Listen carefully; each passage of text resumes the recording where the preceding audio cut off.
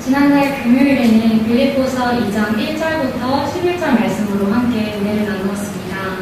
앞서 사도 바울은 성도들이 추구해야 할 하나님의 자녀다운 생활이 어떤 것인지 구체적으로 밝혔는데요.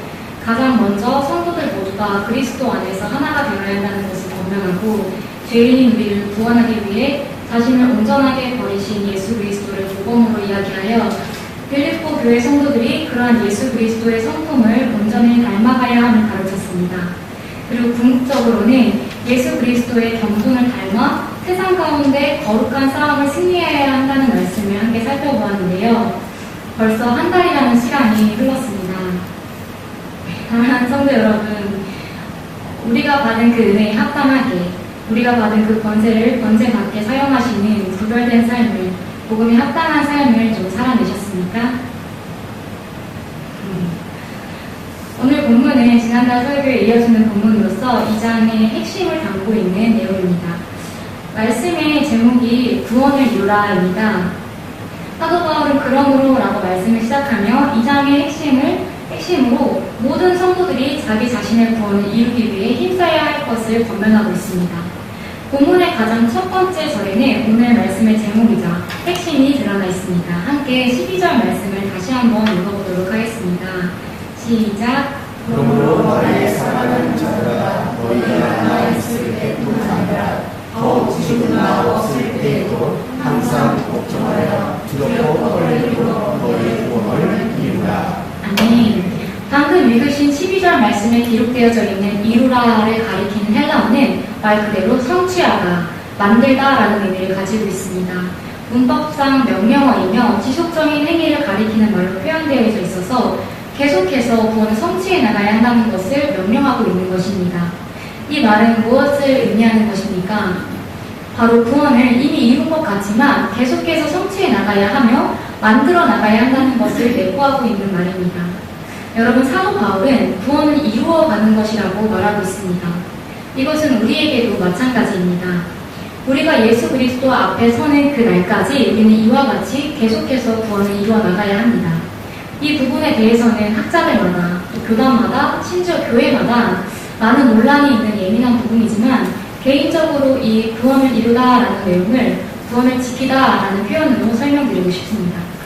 여러분, 구원은 지켜내야 하는 것입니다. 한번 이루어진 구원이 아무것도 하지 않아도, 예를 들면 하나님을 너무 사랑하기에 신앙생활에 집중하게 되는 다양한 행동들이 있는데 그것들 없이 세상 사람들과 똑같은 마음으로 똑같이 행동하며 살아갔음에도 불구하고 죽을 때까지 그냥 그 구원이 이루어진다면 구원과와 다를 것이 무엇이 있겠습니까? 여러분들께서 얻은 구원이 고작 그런 구원이십니까? 적당히 교회 생활하고 적당히 헌신하고 재고, 따지고, 계산해도 되는 그런 구원이십니까? 이번 수련회의 주제가 다시 시작합시다입니다. 우리가 다시 시작하기 위해 지난 날들을 돌이켜보는 시간이 필요할 텐데 여러분들의 구원이 비록 엄청난 체험이 있지 않더라도 분명 감격스럽고 감사하고 두렵고 떨리면서도 또 죄송스럽고 너무나도 평안하고 담대해지는 모든 것들을 다 가진 듯한 그런 구원 아니셨습니까? 그런데 그 구원을 이루어 나가야 하며 지켜야 된다고 말하는 것은 반대로 이루어지지 않을 수도 빼앗길 수도 있다는 것을 의미하는 표현이지 않겠습니까? 그렇다고 제가 어떤 인간의 힘으로 구원을 이룰 수 있다고 말하는 것이 아닙니다.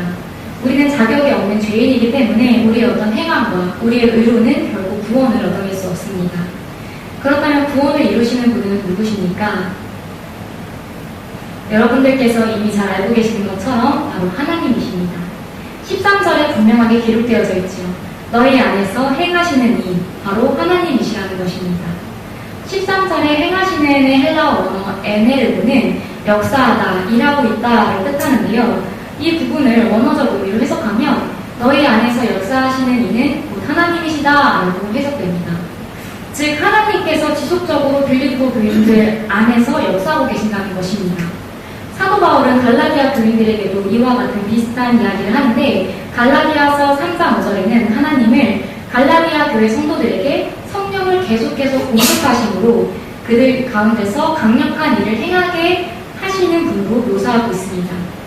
하나님께서는 우리의 구원을 책임지고 이루어 주시는 분이십니다. 왜냐하면 우리의 구원을 이루는 것, 그것은 우리의 소원이고 우리의 궁극적인 목표임과 동시에 하나님께서 기뻐하시는 뜻이기 때문입니다. 여러분들께서는 구원을 지속적으로 이루어 가셔야 하는데 그 구원을 이루시는 분은 누구십니까? 혹시 여러분 스스로 구원을 이루려 하고 계시지는 않으십니까? 우리의 궁극적인 목표를 이루어주시는 분으로 하나님께서 우리 안에 보내주신 성령의 음성들을 무시하며 짧고 얄팍한 우리의 지식으로 살아가고 계시지는 않으십니까?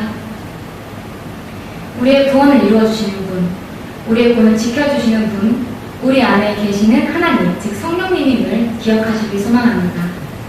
그렇다면 이 구원을 온전히 이루어 나가기 위해서 수반되는 조건은 무엇일까요? 먼저 너희가 나 있을 때뿐 아니라 더욱 지금 나 없을 때에도 항상 복종하여입니다.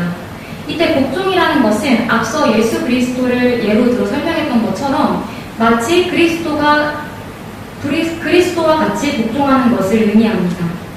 그리고 이 복종의 대상은 영적 아비인 사도 바울이 될 수도 있겠지만 정확하게 말씀드리면 우리의 구원을 이루어 가시는 성령께 대한 복종을 의미하는 것입니다. 성령께서 우리에게 말씀하시는 그 음성을 쫓아 살아가라는 것입니다. 비록 내가 지키기 어렵고 힘들지라도 그 음성이 나의 구원을 이루어주는 유일한 음성이라는 믿음으로 온전히 나의 자아를 치고 성령의 음성에 복종하는 그것이 바로 구원을 이루는 첫 번째 조건입니다.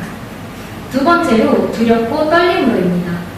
이때 두렵고의 원어적 의미는 공포심, 놀람, 존경, 경외를 의미하는 단어입니다. 즉 누군가의 앞에서 두려워하며 또는 경외하는 마음으로 서 있는 것을 나타내는 단어이죠. 이 단어는 특히 하나님이나 하나님의 역사 앞에 서 있는 사람의 마음을 표현할 때 사용되었다고 합니다. 또한 바로 나오는 떨림은 두려움에서 비롯된 떨림 또는 전율을 의미합니다. 이 두 단어 모두 70인역에서 하나님 앞에 서 있는 인간의 모습을 그리는 전형적인 표현이라고 합니다. 우리가 하나님 음성 앞에 철저하게 복종하기 위해서는 하나님을 경외하는 것이 굉장히 중요합니다. 우리는 너무나도 하나님을 별것 아닌 분으로 여기며 살아갑니다. 비록 입술로는 하나님을 높고 크신 분이라고 찬양하며 머리로는 그와 같이 생각할지는 모르겠으나 우리의 중심이 정말로 하나님에 대한 두렵고 떨리는 마음이 있다면 하나님을 정말로 경외한다면 우리의 모습이 어떻게 이와 같을 수 있겠습니까? 죄를 짓고도 하나님은 나를 사랑하시니까 언제든지 회개하면 되지라는 안일한 생각을 하며 다른 사람을 실족하게 할 때 영자맷돌을 메고 바다 가운데 떨어지는 게 낫다 말씀하셨음에도 불구하고 내가 느끼는 감정과 생각대로 행동하며 상처 주는 것에 있어서 전혀 거리낌 없고 예배에 있어서도 그 외에 다양한 경건 생활 앞에서도 마땅히 그렇게 해야 된다는 것을 알면서도 지키지 않는 그런 우리의 모습을 우리 스스로가 너무나도 잘 알고 있지 않습니까? 우리가 믿는 하나님이 이 모든 세상을 그저 한마디 말씀으로 만드셨다는 것을 나도 모르는 나 스스로를 하나님께서 속속들이 아신다는 것을 우리가 온 마음으로 인정한다면 어떻게 우리가 이와 같이 살아갈 수 있겠습니까? 우리에게는 하나님을 온전히 인정하는 것이 너무나도 필요합니다. 우리가 하나님을 더 깊게, 더 넓게, 더 크게 만나기를 소망하며 그 만남을 통해서 우리의 영과 혼과 육이 온전히 그 크신 하나님을 여호와 하나님 그대로 인정하게 되기를 소망합니다. 마지막으로 모든 일을 원망과 시비가 없게 해야 합니다. 이때 모든 일이란 본절에서 구체적으로 무엇을 의미하는지는 나타나 있지는 않지만 앞서 언급된 내용들로 보았을 때 두렵고 떨림으로 구원을 이루어가는 일, 즉 우리의 모든 신앙의 여정, 매 순간을 지칭하고 있는 것입니다.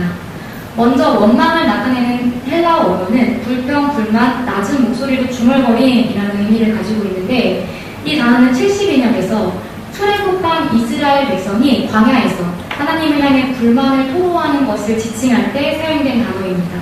즉 이 단어는 하나님의 기뻐하시는 것을 이루어가는 대신 불만을 품고 불평을 늘어놓는 것을 의미하는 것입니다.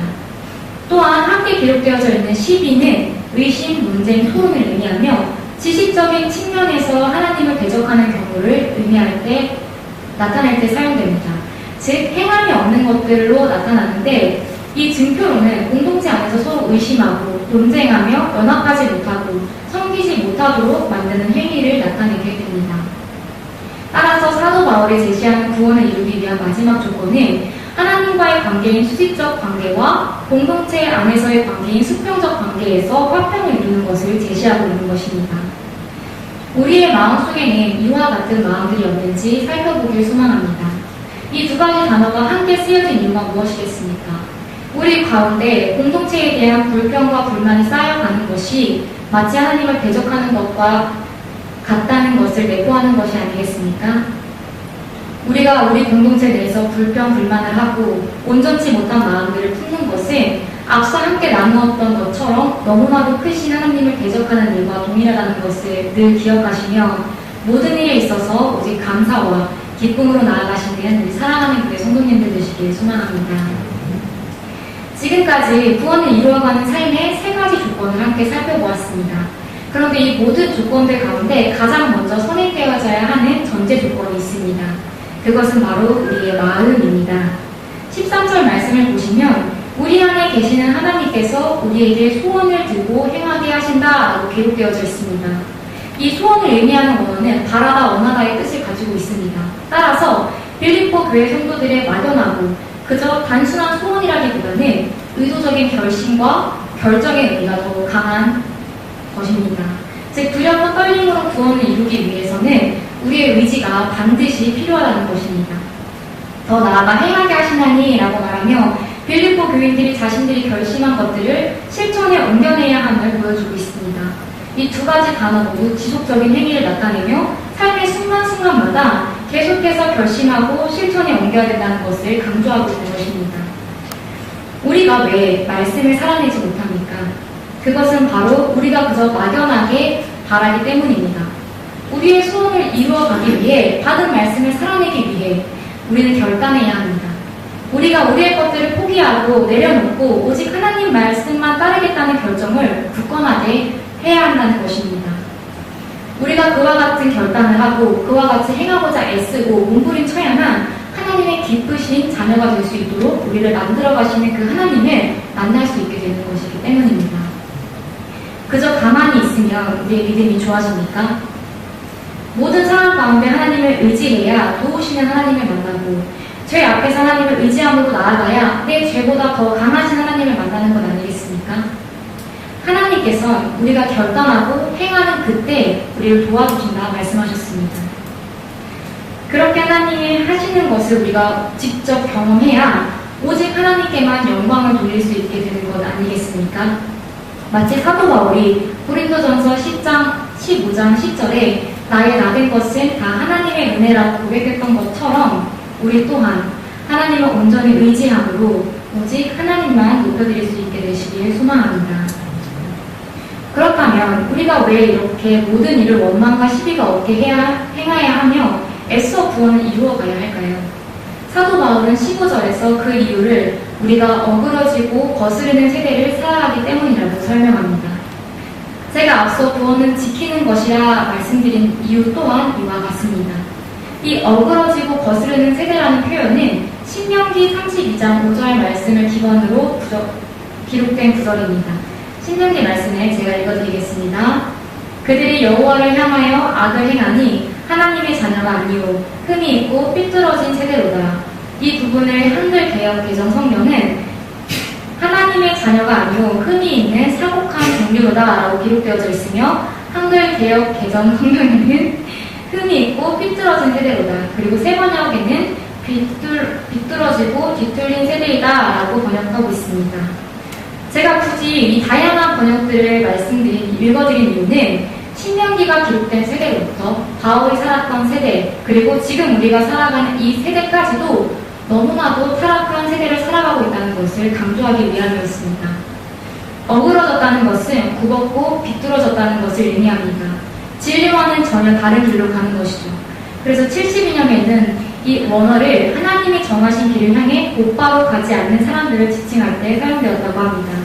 또한 거스른다는 것은 왜곡하고 그릇되게 행하며 타락하는 것을 의미합니다. 즉 정도에서 벗어나 하나님의 길을 왜곡되게 만드는 사람들을 의미하고 있습니다. 사랑하는 성도 여러분, 여러분들께서 저보다 잘 알고 계시겠지만 우리가 살아가는 이 세상이 어떤 세상입니까? 말씀에 기록된 것처럼 하나님 앞에 어그러지고 거스른 세대입니다. 우리는 하루하루를 살아가면서 죄인이기에 쳇바퀴 굴러가듯 그냥 그저 하루를 살아갈 수 있겠지만 우리가 살아가는 이 세대를 하나님을 보시기에는 도무지 순종할지 모르며 심지어는 하나님의 길을 왜곡시켜 다른 이들까지 현혹시켜버리는 그러한 세대라고 말하고 있는 것입니다. 우리가 우리의 구원을 이루어가며 지켜내지 않는다면 빼앗길 수도 있는 그러한 세상이기에 우리의 굳센 결단과 행함이 필요하며 이 세상에 그대로 현혹되지 않도록 세상을 두려워하는 것이 아니라 오직 하나님만을 경외하며 우리를 도우시는 성령을 온전하게 의지하라고 명령하는 것입니다. 그렇다면 하나님의 흠없는 자녀는 어떤 사람입니까? 흠이 없다는 것은 완전한 것을 의미합니다. 그래서 이 흠이 없다를 가리키는 단어는 주 시편에서 의롭거나 경건한 사람들을 지칭할 때 사용되었고 신약으로 넘어와서는 하나님의 백성을 가리키는 데 사용되었습니다. 하나님과 사도 바울이 빌립보 교회 성도들에게 요구하는 수준은 이 어그러지고 거스르는 세대 가운데 흠이 없고 순전한 완전한 모습이라는 것입니다. 우리가 이와 같이 흠없는 자로 살아갈 수 있는 방법은 앞서 계속해서 말씀드린 대로 우리의 힘과 능력으로 하는 것이 아니라 성령의 인도하심에 그대로 복종하는 것입니다. 그리고 바울은 또 한 가지를 더 이야기하고 있습니다. 그것은 바로 생명의 말씀을 밝히는 것입니다. 이 밝힌다 하는 것은 굳게 잡다, 주목하다 라는 의미를 가지고 있습니다. 즉 우리는 우리에게 생명을 가져다주는 말씀, 구원을 가져다주는 이 성경을 굳게 붙잡아야 된다는 것입니다. 우리가 성령의 음성에 복종해야 한다고 했는데 우리에게 영적인 분별력이 없다면 무엇이 성령의 음성인지 쉽게 알아내기가 어렵습니다. 그렇기 때문에 우리는 우리가 복종해야 할 음성이 무엇인지 깨달아 알기 위해 하나님께서 하나님 스스로를 밝히 드러내 주신 말씀을 가까이 해야 합니다. 시편 119편 105절에 주의 말씀은 내 발의 등이요 내 길의 빛이니이다 라고 기록되어져 있는 것처럼 우리가 단 한 걸음을 내딛더라도 빛 대신 그 말씀만을 따라 걸어야 한다는 것입니다. 여러분들께서는 이 어그러진 세대 가운데 무엇을 의지하며 살아가고 계십니까? 요즘에는 각 분야의 권위자들의 지식들을 우리는 너무나도 쉽고 편하게 얻어낼 수 있습니다. 그래서 우리는 모르는 것, 헷갈리는 것, 어떻게 해야 될지 모르는 일들이 생기면 바로 스마트폰을 꺼내거나 책을 펴거나 인터넷을 검색하거나 다양한 방법으로 지식을 습득하고자 합니다.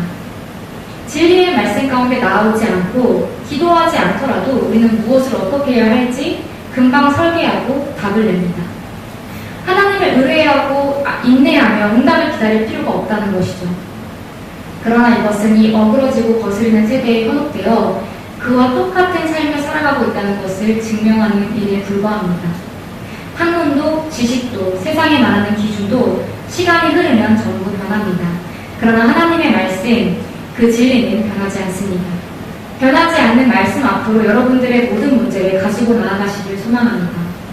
사소한 문제부터 가정 가운데 양육 문제, 모든 사회생활에 있어서의 문제, 관계 문제, 앞으로 미래에 대한 문제, 기타 등등 다양한 문제들을 가지고 변하지 않는 진리의 말씀 앞으로 나오시길 소망합니다. 그렇다면 우리가 이와 같이 흠없는 하나님의 자녀로 살아갈 때 우리의 구원을 지키며 살아갈 때 나타나는 모습은 무엇일까요? 우리가 그와 같이 살아갈 때 우리는 세상에서 그들 가운데 빛들로 나타나는 역할을 감당해낼 수 있게 됩니다. 이 15절 하반절을 표준 세번역에는 그리하면 여러분들은 이 세상에서 별과 같이 빛날 것입니다 라고 번역하였으며 공동 번역에서는 하늘에 비추는 빛들처럼 빛을 내십시오 라고 번역하고 있습니다. 이것은 예수 그리스도께서 마태복음 5장 14절에 너희는 세상의 빛이라고 말씀하신 것과 같은 표현이죠. 우리는 이 세상의 빛과 소금이 되어야 합니다. 어둠은 반드시 빛을 필요로 합니다. 그러나 너무 캄캄한 나머지 빛이 필요한지 필요 없는지도 느끼지 어려운 지경에 이르러 오히려 빛을 만나면 찡그리고 불쾌해합니다. 마치 여러분들께서 금요일에 기도할 때 조명을 어둡게 하고 오랜 시간 눈을 감고 기도를 하시지 않습니까? 그러다가 이제 목사님께서 축도를 딱 끝내시고 이렇게 불을 딱 켜면 여러분들의 표정이 이렇게 찡그러지지 않습니까? 마치 그거와 같다는 것입니다. 그러나 그것은 오래 가지 않을 것입니다. 그것이 정말 참 빛이고 지속된다면 금방 빛의 중요성과 필요성을 깨닫게 되죠. 우리는 그리스도인으로서 이 사실을 잊지 않고 살아가야만 합니다. 우리가 우리의 구원을 지켜내는 것, 그것을 통해 이 어그러지고 거스르는 세대 가운데 우리만 사는 것이 아니라 이 세상을 살릴 수 있게 되는 것입니다. 제가 대학생이 되고 처음으로 중국으로 한 달간 선교를 나갔습니다. 중국에 이렇게 딱 가면 진짜 냄새가 엄청 나는데요.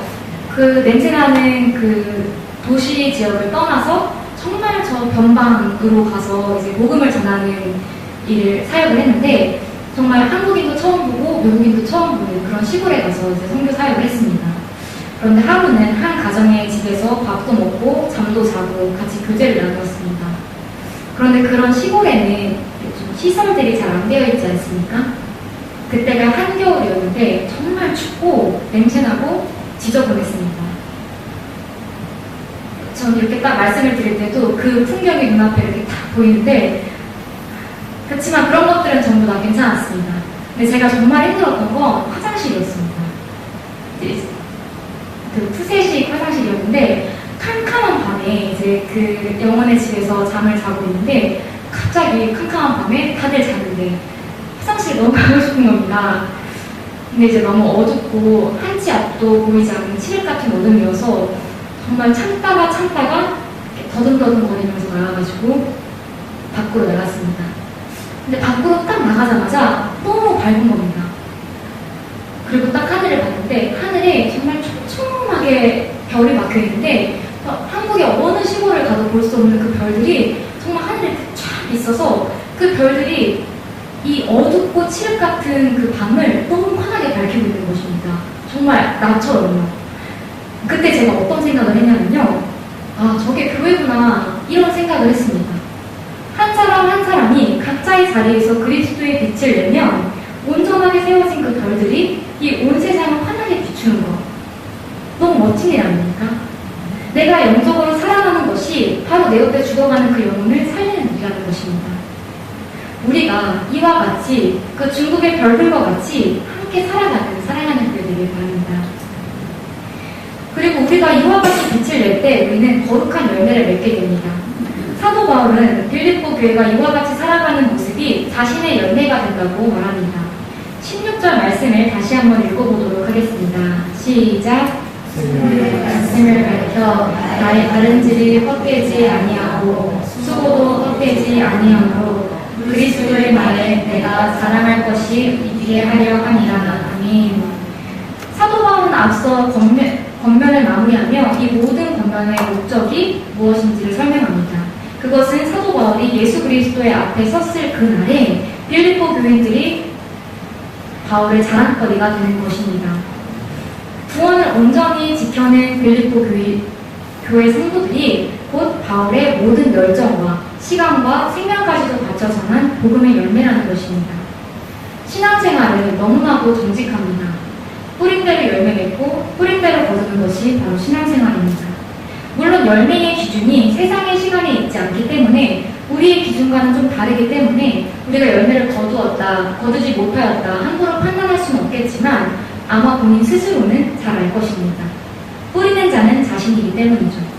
내가 오늘 선한 것을 심었더라면 선한 것 열매를 거둘 것이고 내가 오늘 거룩한 열매를 심었더라면 거룩한 열매를 거둘 것입니다. 반대로 내가 오늘 악한 것을 심었다면 악한 열매를 거두겠죠. 여러분들께서는 어떤 열매를 심고 계십니까? 하나님 앞에 섰을 그날 여러분들께서 하나님께 자랑할 열매는 무엇입니까? 여러분들께서 잘 알고 계시듯 예수께서는 훗날 우리가 그리스도 앞에 섰을 그날 열매를 보고 판단하신다 말씀하셨습니다. 우리의 인생은 하나님이 주신 기회라고 생각합니다. 이 기회라는 시간들 속에서 하나님께서 기뻐하시는 열매들을 맺을 수 있도록 그에 합당한 씨앗만 뿌리시길 소망합니다. 사도 바울 또한 자신이 뿌린 씨앗의 열매가 온전히 맺히기를 소망하는 마음으로 빌립보 교회들에게 편지로 권면하며 그들을 속속들이 살펴봅니다. 또한 사도 바울은 자기 자신을 전제로까지 드릴 것이라고 담대하게 이야기합니다. 사도 바울의 상황과 형편이 어떻습니까? 감옥에 갇혀 있습니다.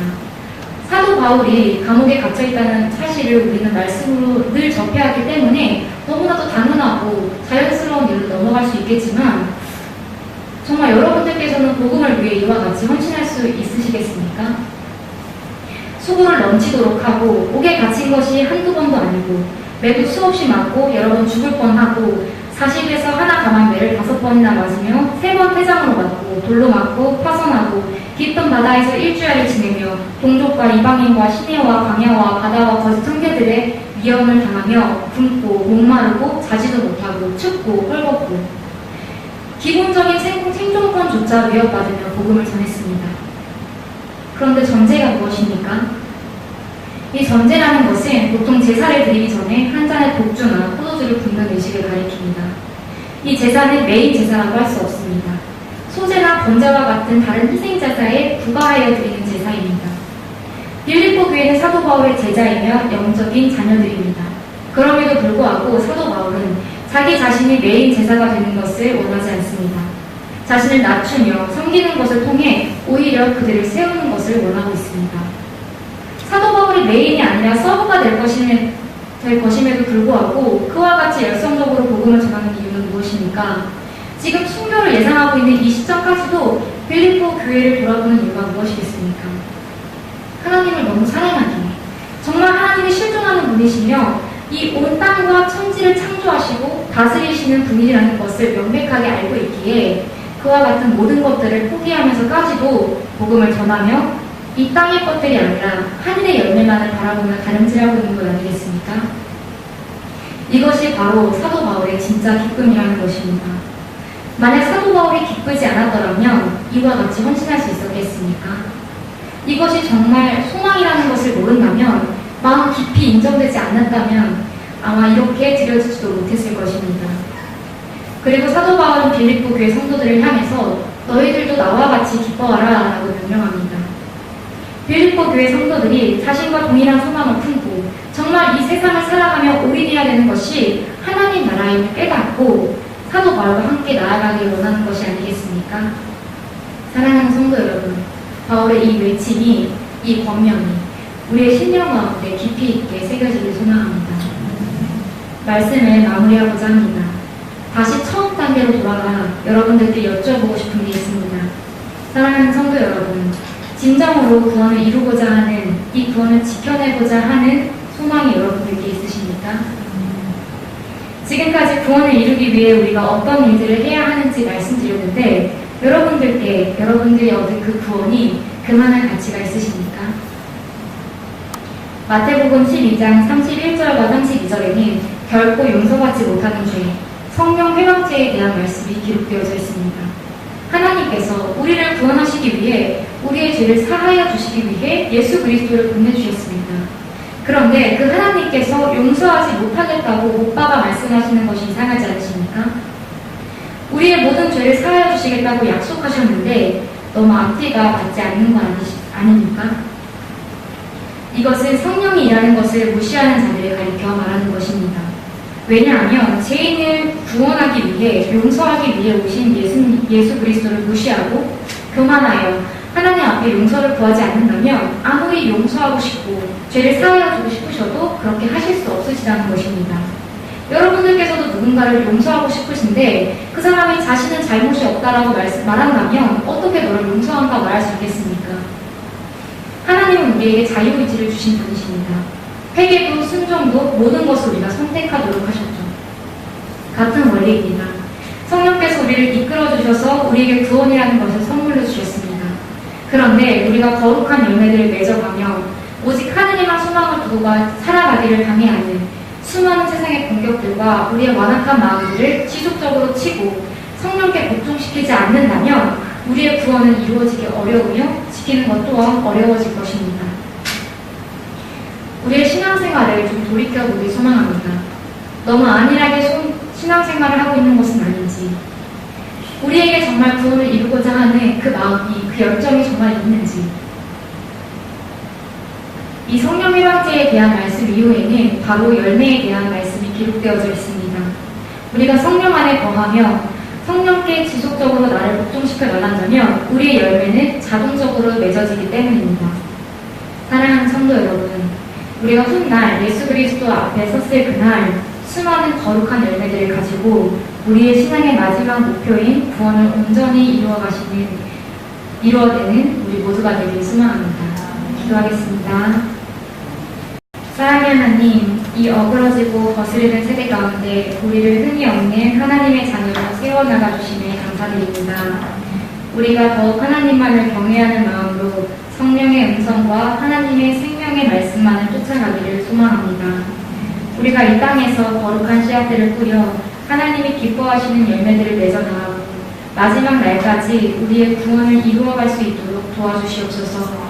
그리고 그렇게 하늘의 시민권자답게 살아갈 때 우리를 통해 이 어두워진 세상을 밝히 밝혀주시옵소서. 예수 그리스도의 이름으로 기도합니다.